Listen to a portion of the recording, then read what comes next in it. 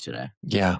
Yeah. I do want to unpack a little though your discovery because it's one that people the average person would never ever know. And even the sophisticated investor may not even be aware that there's no enterprise value in a bank. And the moment you like stumble into a discovery like that, did what it's done for you and done for your firm, which is it's unlocked an opportunity. It's opened up transparency or it's shined a flashlight on something that people aren't looking at, aren't talking about. And this is actually the beauty of being in your space. This is a beauty of being an analytical mind like you are and looking at things in a little bit of different light. But I wonder if you could unpack that just a little bit more for us. The banks don't have enterprise value. Yeah, sure. So there's different ways to calculate enterprise value. Operating assets minus operating liabilities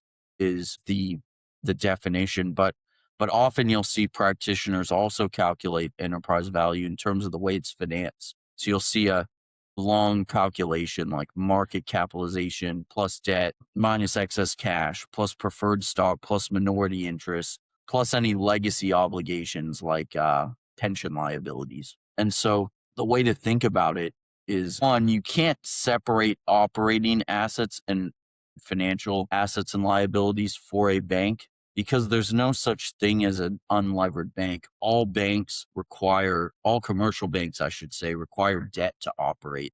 That can come in the form of deposits, the interbank lending market, and then for some of the bigger banks, you'll see them issue covered bonds against portfolios of loans they have.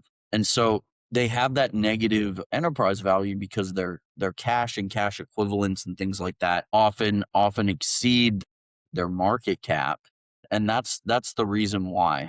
And then going back to there's no unlevered bank, similarly, that also means there's no EBITDA, no earnings before interest, taxes, depreciation, and amortization.